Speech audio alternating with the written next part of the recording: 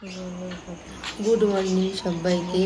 এই যে সকাল সকাল বাড়ির সব কাজ ছেড়ে ছেলেকে খাইয়ে চললাম যে শাশুড়ির বাড়িতে।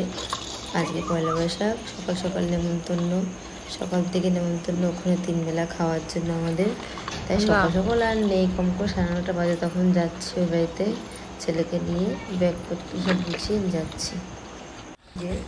এই যে দিদাবাড়ির সামনে চলে এসেছি। মাকে বলছি, মা তুমি গেটটা খোলো, ওদিকে সব বাচ্চা কাচ্চা ফুটবল খেলছে। আমার ছেলে কোথায় গিয়ে দেখছে তো ফুটবল খেলা। খেলো ঠেলো, ফের দিক ঠেলো, খোলাই থাকে। বেল দাও বাবা, বেল দাও। এই যে বাড়ি চলে এসেছি আমরা, সকলে খাওয়া দাওয়া করে মা একটু মামির হাতে সাথে গুছিয়ে দিয়ে বাড়ি চলে এসেছি আমরা। বাবুকে এসে স্নান টান করিয়ে পয়লা বৈশাখ বলে কথা নতুন জামা পরিয়ে দিয়েছি। এবার খাওয়াবো, যে এবার সব খেলনা বের করতে হচ্ছে আশেপাশে। দেখো চাইতে শুধু খেলনা আর খেলনা দিয়ে কত ছবি তুলবো বলে ছেলেকে ডাকছি, বাবা তাকা, বাবা তাকা, দুটো ছবি তুলি। ক্যাশেই নিচ্ছে না, আমাকে তাকালোই না, কোনো ভালো ছবি তুলতে পারলাম না ওর। বাবা ওরা তো মাম্মি একটু রেডি হয়ে গেছি, চলো চলো, যেতে হবে তো, যেতে হবে তো। হয়েছে আর কথা ছবিটা যেতে হবে, যেতে হবে না। কোথায় যাবি, কোথায় যাবি বাবা? এই যে তুমি কোথায় যাচ্ছ? হ্যাঁ তুই কোথায় যাচ্ছ? এই যে আমরা দিদা বাড়ি চলে এসেছি। দিদা সব বেড়ে টেড়ে দিচ্ছে। এই যে সবার জন্য বাড়া হয়ে গেছে, খেতে বসবো। আমার ছেলে এখন ওর বাবার কোলে বসে খাবে। দেখো এই যে আমরা রেডি হয়ে গেছি মেলায় যাওয়ার জন্য। আগের দিন তো মেলা হয়নি, সেই মেলাটা আজকে হবে, তো আমরা রেডি।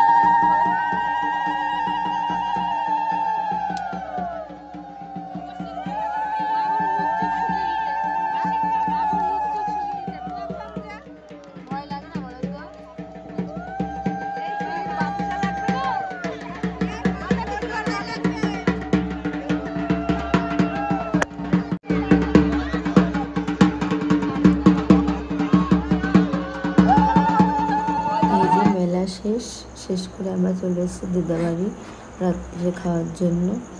দেখো গাড়ি কিনেছে, আমার বেলুন কিনেছে, সবই কিনেছে, কিন্তু সেগুলো কিচ্ছু নিয়েও খেলবে না। খেলবে কি, বাটি আর ওই মাছের খাবার, এই ওর খেলনা।